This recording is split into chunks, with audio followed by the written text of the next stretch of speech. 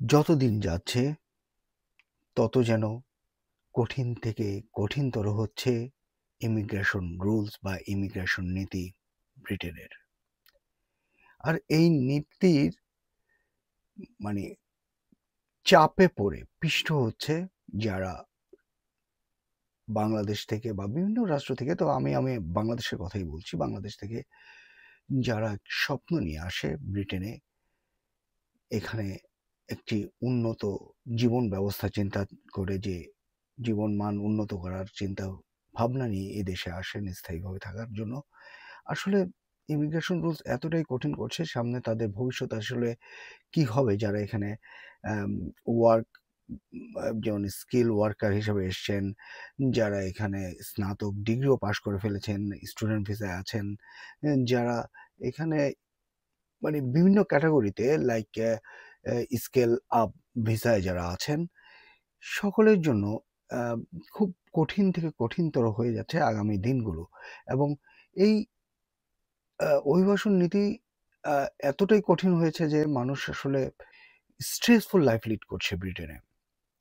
যেমন যুক্তরাজ্যে কাজ করতে হলে অভিবাসীদের এ লেভেল মানের ইংরেজি জানতেই হবে। এটি বিবিসি থেকে আম, আহ, নেয়া আসলে। যুক্তরাজ্যে আসা কিছু অভিবাসীর জন্য কঠোর নতুন নিয়মে এ লেভেল মানের ইংরেজি জানতে হবে, এবং ইংরেজি বাধ্যতামূলক। এবং এই ইংলিশের আগে ছিল বি ওয়ান, এতটা মানে অতটা কঠিন ছিল না, এখন এ লেভেল মানের। এই পরিবর্তনগুলো 2026 সালের 8 জানুয়ারি থেকে কার্যকর হবে, এবং এটি প্রভাব ফেলবে কিছু স্নাতক ও দক্ষ কর্মী এবং স্কেল আপ ভিসার আবেদনকারীদের উপর, যেসব ভিসা দ্রুত বর্ধনশীল ব্যবস্থায় প্রতিষ্ঠানে কাজ করা ব্যক্তিদের জন্য। এই নতুন নিয়মগুলো মে মাসে প্রকাশিত হোয়াইট পেপারে অভিবাসনের মাত্রা কমানোর বৃহত্তর পরিকল্পনার একটি অংশ, যেটি আপনারা জানেন, যে মে মাস থেকে যেটি তারা একটা প্রস্তাবনা হোয়াইট পেপারে যে প্রস্তাবনাগুলো জারি করেছিল, তারই পরিকল্পনার একটি অংশ। এবং ডে বাই ডে আরো কঠিন থেকে কঠিনতর হবো। আমরা যে মনে করবো যে না, সামনে আর একটু কিছু সহজ হবে, ইমিগ্রেশন নীতি একটু শিথিল হবে, না না, এখন থেকে যা দেখা যাচ্ছে প্রতিনিয়তই এদেশে যারা অভিবাসী আছে বা এদেশে যারা স্থায়ী হওয়ার চিন্তা ভাবনা করছেন, তাদের জন্য সামনের সময়টা খুব ভয়ানক। যুক্তরাজ্যের স্বরাষ্ট্রমন্ত্রী শাবানা মাহমুদ বলেন, আপনি যদি এই দেশে আসেন তাহলে আমাদের ভাষা শিখতে হবে। মানে প্রথম বাধ্যতা হলো ভাষা, এবং ভাষাটা শিখতে হবে। এবং শুধু মানে কোনো রকম বলে যাবে তা না, খুব সুন্দর সাবলীল তাদের ভাষা, লিখা রাইটিং স্কিল ভালো থাকতে হবে, স্পিকিং স্কিল ভালো থাকতে হবে। এবং মানে যেটা এ লেভেল ক্যাটাগরি আর কি। এবং এই সমাজে আপনার ভূমিকা পালন করতে হবে। এদেশে সবসময় সেই সকল মানুষকে স্বাগত জানিয়েছে যারা এইখানে এসে অবদান রাখে। তিনি এমনটাই বলেন আরকি। অবদান রাখার কথা যেটা আসলে যেটা বোঝানো হয়েছে, যে এদেশে এসে তাদেরকে ট্যাক্স পে করে, কাজ করার পর তাদেরকে ট্যাক্স পে করবে, এবং এদেশে বিভিন্ন সামাজিক বা ভলান্টিয়ারিং কাজে, যেমন মানবাধিকার কাজে আ তারা পার্টিসিপেট করবে এবং ভলান্টিয়ারিং কাজ করবে, অবদান রাখবে এই দেশের অর্থায়নে। সবকিছু মিলেই তাদের জন্য আসলে এই দেশ। কিন্তু কেউ যদি আমাদের ভাষা না শিখে আমাদের জাতীয় জীবনে অবদান রাখতে অক্ষম হয়, তা মেনে নেওয়া যাবে না বা যায় না।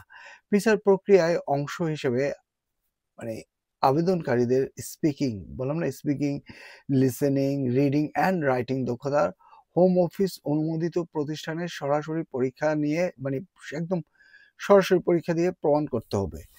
এটা হোম অফিস কর্তৃক যে প্রতিষ্ঠানগুলোকে তারা বলবে যে এখানে এখানে তুমি আইএলটিএস করো বা যেটাই ইংলিশ টেস্ট করো আর কি, তো সেটা হোম অফিস কর্তৃক তাদের অনুমোদনকৃত প্রতিষ্ঠানেই করতে হবে।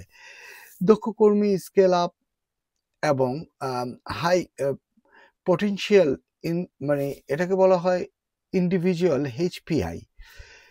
দক্ষ কর্মী, স্কেল আপ এবং হাই পটেনশিয়াল ইন্ডিভিজুয়াল এইচপিআই ভিসার আবেদনকারীদের বর্তমানে B1 জিসিএসই মানের, মানে জিসিএসই এখানে যে আমরা যে বলি মেট্রিক, জিসিএসই মানের পরিবর্তে আগে ছিল জিসিএসই মানের B1 ছিল। B1 জানলেই কোনো রকম ইংলিশটা সুন্দরভাবে বলতে পারলে, এবং এটার পরিবর্তে আরকি B2 করা হয়েছে। B2 এত ইজি না, B2 কিন্তু কঠিন আছে। স্কিল, রাইটিং এবং লিসেনিং সব ভালোভাবে জানতে হবে। ইংরেজি দক্ষতা দেখাতে হবে, মানে B2 লেভেলে চলে গেছে। B2 ইংলিশ দক্ষতা থাকলে এখানে থাকার মানে পারমিশনটা দেওয়া হবে প্রথমত। দক্ষ কর্মী ভিসা পেতে হলে আবেদনকারীদের সরকারি অনুমোদিত নিয়োগকর্তার অধীনে কাজ করতে হবে এবং বছরে অন্তত ৪১,৭০০ পাউন্ড আয় করতে হবে, অথবা নির্দিষ্ট পেশার জন্য নির্ধারিত গোয়িং রেট অনুযায়ী। মানে আপনি বোঝেন যে মানে এটা ৪১,৭০০ কিভাবে সম্ভব হবে আমি জানি না। তারপর মানে এতটাই কঠিন আসলে করা হচ্ছে। আর স্কেল আপ ভিসা খোলা আছে তাদের জন্য যারা দ্রুত বর্ধনশীল ব্যবসায় কাজ করতে আসছেন। আর আসলে এখানে বিজনেস করলে কিন্তু তারা সাধুবাদ জানায়। যেকোনো ব্যবসাতে ইনভলভ হয়ে গেলে, টাকা ইনভেস্ট করলে, ইনভেস্টর তারা তো খুঁজে। এই দেশে ইনভেস্ট করলে এখান থেকে ট্যাক্স হয়, এখান থেকে মানে তাদের আসলে এখানে ও ব্যবসায়ীদের আলাদা একটা জায়গা আছে। যেমন স্কেল আপ ভিসা খোলা আছে তাদের জন্য যারা দ্রুত ও বর্ধনশীল ব্যবসায় কাজ করতে আসছেন। এইচপিআই ভিসার জন্য আবেদন করতে হলে বিগত ৫ বছরের মধ্যে বিশ্বের শীর্ষ বিশ্ববিদ্যালয় থেকে ডিগ্রি অর্জন করতে হবে। মানে উম মানে শীর্ষ বিশ্ববিদ্যালয়, কোনো রকম যে আমরা একটা বিশ্ববিদ্যালয়ে নাম দিলাম বা কলেজের থেকে পাশ করে ডিগ্রি নিয়ে আসছি তা না। শীর্ষ বিশ্ববিদ্যালয় থেকে ডিগ্রি অর্জন করতে হবে, নামকরা।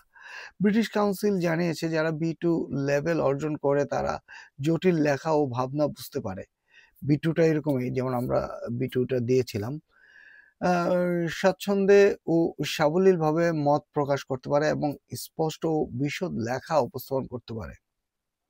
অন্যান্য ভিসা রুট ও পারিবারিক নির্ভরশীলদের জন্য ভবিষ্যতে আরও ইংরেজি দক্ষতার শর্ত আসবে বলে জানিয়েছে হোম অফিস মন্ত্রী মাইক ট্যাব। প্রধানমন্ত্রী বলেছেন, হোয়াইট পেপারে ঘোষিত এই পরিবর্তনগুলো যুক্তরাজ্যের অভিবাসন ব্যবস্থা নিয়ন্ত্রিত, নির্বাচনী এবং ন্যায্য করে তুলবে। হোম অফিসের ধারণা অনুযায়ী এইসব পদক্ষেপ প্রতি বছর ১,০০,০০০ পর্যন্ত অভিবাসী হ্রাস করতে পারে।